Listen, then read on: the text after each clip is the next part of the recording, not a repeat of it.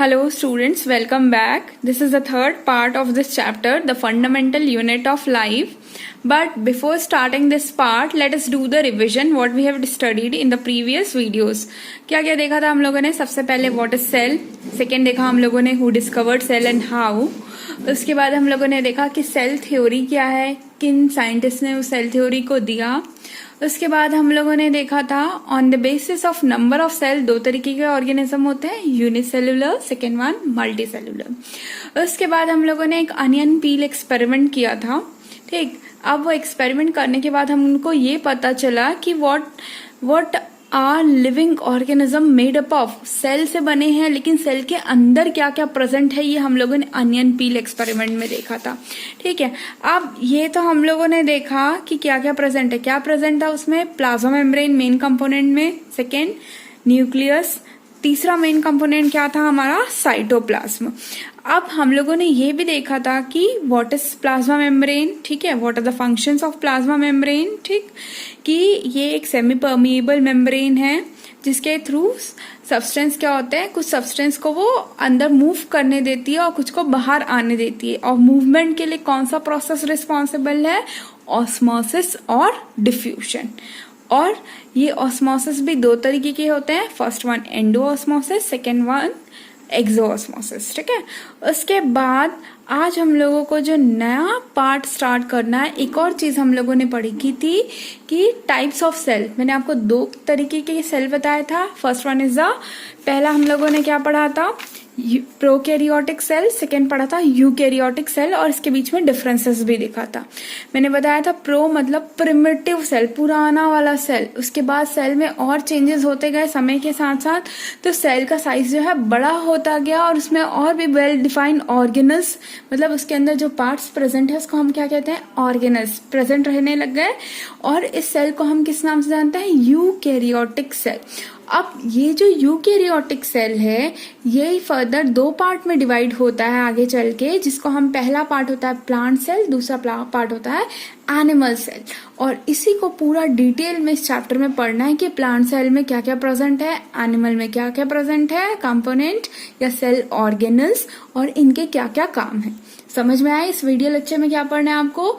You are suppose to study the whole plant and animal cell in this particular video lecture. Clear? अभी मैंने आपको बताया कि the eukaryotic cell is divided into two part, that is the plant cell and animal cell. And there are many differences, and this is very important question from this chapter. Differentiate between plant cell and animal cell. In first column what is the heading? Parameter, कि किस basis में आप difference देख रहे हैं. ठीक है, second column animal cell, third column plant cell. Let us move with the first point. पहला पॉइंट लिखा हुआ है size and shape.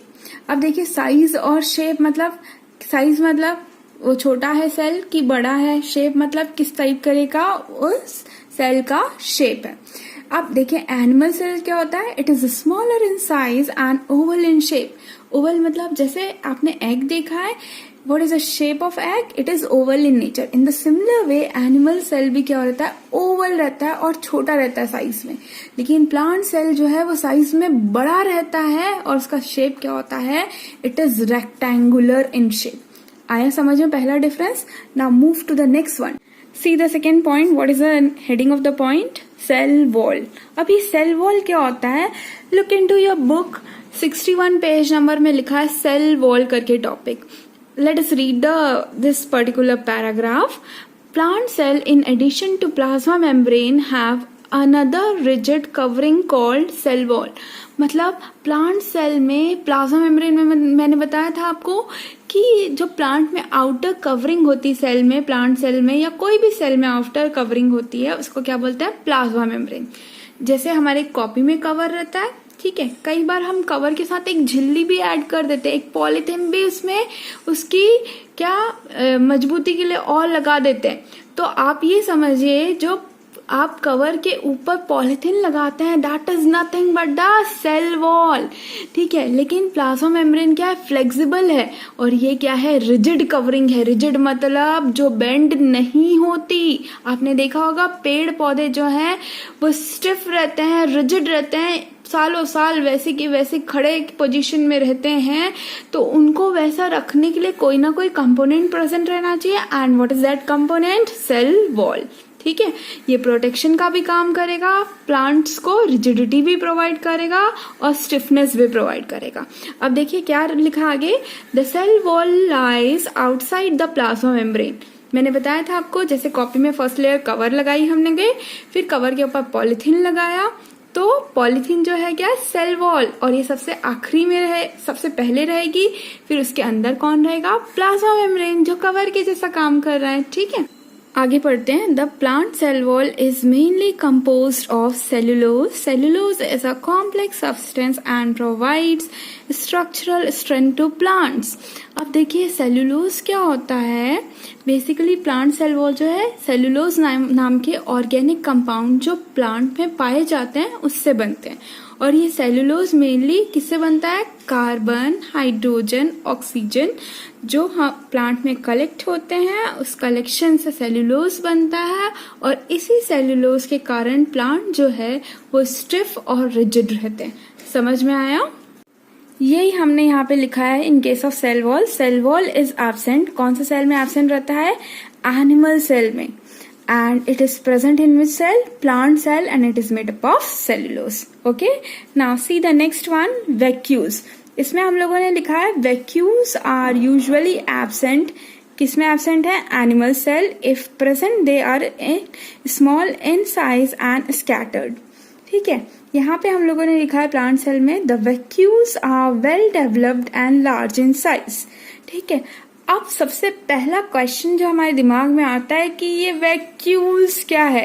Vacuoles basically they are the sac like structure. What I mean by sac like structure, have you seen the polythene? Polythene देखा है हमने। Polythene में हम क्या करते हैं, सामान को स्टोर करके रखते हैं। वैसी वैक्यूल्स के अंदर जो भी खाना बनता है सेल में, जो खाना प्रेजेंट रहता है वो स्टोर होता है। अब देखिए जो प्लांट सेल है, हम लोग जानते हैं कि plants prepare their own food by the process of photosynthesis. अपना खाना खुद बनाते हैं तो उसको स्टोर भी करना पड़ेगा। अब स्टोरेज के लिए कोई ना कोई पॉलीथीन चाहिए, तो वो पॉलीथीन क्या है, हमारी वैक्यूल्स। इसलिए प्लांट सेल में लिखा है the vacuoles are well developed and large in size. बहुत बड़ा होता है क्योंकि प्लांट अपना खाना खुद प्रिपेयर करते हैं। ठीक है, लेकिन एनिमल सेल्स में जो है वैक्यूल्स, या तो ये पूरा एब्सेंट रहेगा या अगर प्रेजेंट रहता है, मतलब प्रेजेंट रहेगा तो कैसा रहेगा, स्मॉल रहेगा, छोटे छोटे वैक्यूल्स रहेंगे। ठीक है, क्योंकि हम भी खाना खाते हैं तो थोड़ा बहुत स्टोर होना चाहिए, लेकिन इधर उधर बिखरे हुए रहेंगे, स्कैटर्ड लिखा है। ठीक है, स्क्रीन पे आपको डायग्राम भी दिखते जाएगा प्लांट और एनिमल सेल का। उसमें ये जो पैरामीटर है, चाहे वो सेल वॉल हो, वैक्यूल्स हो, शेप और साइज हो, सब आप एक एक करके जज भी करते जाइएगा, तो आपको बहुत अच्छे से क्लियर होगा कि प्लांट सेल और एनिमल सेल में क्या क्या डिफरेंस है, और जो पैरामीटर मैं बता रही हूँ उसका मतलब क्या होता है, वो कैसा दिखता है। See the next part, Golgi bodies. अब इसका नाम गोल्गी बॉडीज क्यों रखा गया था, weird name, because it was discovered by a scientist known as Camillo Golgi. To honour that particular scientist, his surname was taken as the name of this organelle. ठीक है, उनको ऑनर करने के लिए, सम्मानित करने के लिए उन्हीं के सरनेम से इस पर्टिकुलर ऑर्गेनल या पार्ट जो सेल में पाया जाता है उसको जाना जाता है। ठीक है, क्योंकि इन्होंने इसकी क्या करी थी, डिस्कवरी की थी। हम इसको 3 नाम से जानते हैं, गोल्गी बॉडीज भी कहते हैं, गोल्गी एपरेटस भी कहते हैं, गोल्गी कॉम्प्लेक्स भी कहते हैं। लेकिन प्लांट सेल में और एनिमल सेल में ये कैसा रहता है, किस फॉर्म में रहता है, ये देखते हैं। डिफरेंस देख रहे हैं, सबसे पहला है एनिमल सेल। एनिमल सेल में, in animal cell Golgi bodies are present, बहुत अच्छे से प्रेजेंट रहता है। और ये कैसा दिखता है, it is basically a tube like structure. It is present in parallel with each other. Parallel line देखिए आपने, एक के सामने एक इस तरीके की लाइन रहती है, लेकिन ये लाइन नहीं रहता, ये ट्यूब जैसा, और लेकिन पैरेलली अरेंज रहता है। डायग्राम देखिएगा अच्छे से। ठीक है, अब किस में प्रेजेंट रहता है बहुत अच्छे से, पूरा शेप अगर सब किस में दिखता है, एनिमल सेल में, लेकिन प्लांट सेल में है ये डिफ्यूज फॉर्म। डिफ्यूज मतलब मिक्स्ड रहता है, पता नहीं चलता है कि गोल्गी बॉडी अलग से कैसा दिखता है। और इसको इस प्लांट सेल में क्या किस नाम से जाना जाता है? डेक्टोजम। ठीक है, क्या लिखा है? The component of Golgi bodies are diffused in plant cell and are called dictyosomes. Clear with the concept? See students, अभी तक हम लोगों ने देखा कि गोल्गी बॉडी कैसा दिखता है। ट्यूब लाइक स्ट्रक्चर है जो पैरेलल में अरेंज है, जो पूरा अच्छे से कौन से सेल में दिखाई देता है? एनिमल सेल में। प्लांट में डिफ्यूज फॉर्म में रहता है। पर सवाल ये उठता है कि ये काम क्या करता है? बेसिकली ये क्या करता है? डिस्पैचिंग का काम करता है। डिस्पैचिंग मतलब क्या होता है? जैसे हम लोग शॉपिंग करने कोई भी मॉल या कोई भी प्लेस पे जाते हैं, वहां पे एक डिस्पैच काउंटर रहता है। डिस्पैचिंग वाले क्या करते हैं? जो भी सामान आपने खरीदा है इसको पूरा पैक करेंगे, बिल देंगे।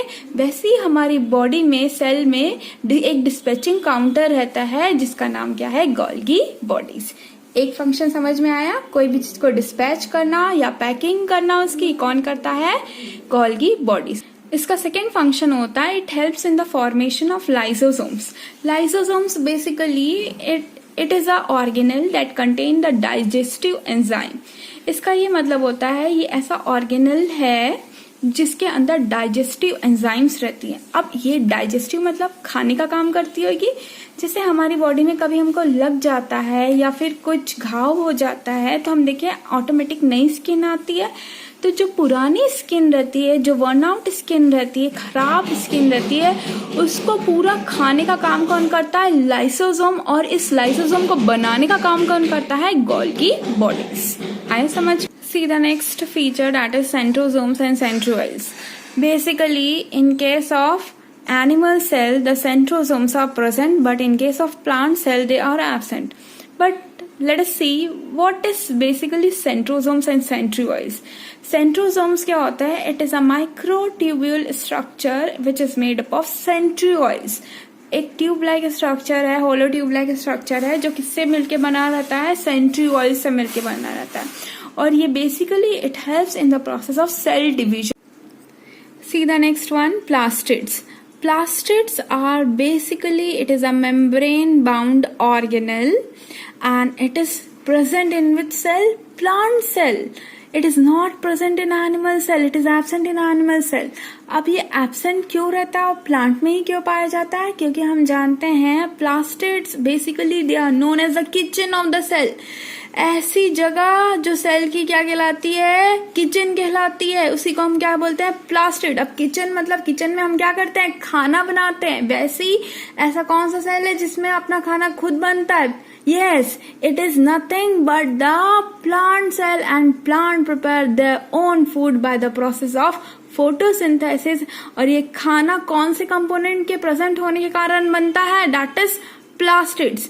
बेसिकली 3 तरीके के प्लास्टिड्स होते हैं जो आगे चल के मैं आपको जब मैं सेल ऑर्गेनल पढ़ाऊंगी तो और डिटेल में पढ़ाऊंगी। इसमें हमको ये देखना है प्लास्टिड्स कौन से सेल में प्रेजेंट रहता है? प्लांट सेल में। और एब्सेंट किसमें? एनिमल सेल में। See the last one, storage of reserve food. मतलब जो खाना आप खाते हैं वो किस फॉर्म में स्टोर होता है? एनिमल सेल और प्लांट सेल में। Let us see. In case of animal cell, it is stored in the form of glycogen and in case of plant cell, it is stored in the form of starch. Starch तो हमको पता है कि क्या होता है, लेकिन glycogen क्या होता है? बेसिकली जो भी खाना हम खाते हैं तो वो ग्लूकोज के फॉर्म में हमारी बॉडी में स्टोर होता है और जो भी एक्टिविटी हम परफॉर्म करते हैं उसमें एनर्जी प्रोवाइड करता है। कई बार जो है वो ग्लूकोज पूरी एक्टिविटी में यूज नहीं होता, कुछ हमारे बॉडी में स्टोर हो जाता है लीवर के अंदर। और वो जो लीवर ग्लूकोज के अंदर स्टोर हुआ वही हम क्या कहते हैं? उसी को ग्लाइकोजन। तो रिजर्व फूड किस फॉर्म में स्टोर रहते हैं? एनिमल सेल में ग्लाइकोजन में और प्लांट के सेल में स्टार्च के फॉर्म में। आपको पूरा डिफरेंस अच्छे से समझ में आएगा प्लांट सेल और एनिमल सेल में। ये बहुत इंपॉर्टेंट क्वेश्चन है, 5 मार्क में एक क्वेश्चन आता ही है। ठीक है, इसमें अभी मैंने सिर्फ आपको ओवरव्यू बताया है जो ऑर्गेनल सेल के अंदर प्रेजेंट है। इसके बारे में डीप में हम नेक्स्ट वीडियो लेक्चर में पढ़ेंगे। और लेटेस्ट अपडेट अगर आपको चाहिए तो मेरे चैनल को लाइक और सब्सक्राइब करेंगे तो जैसे ही मैं वीडियो पोस्ट करूंगी आपके पास नोटिफिकेशन आ जाएगा। क्लियर?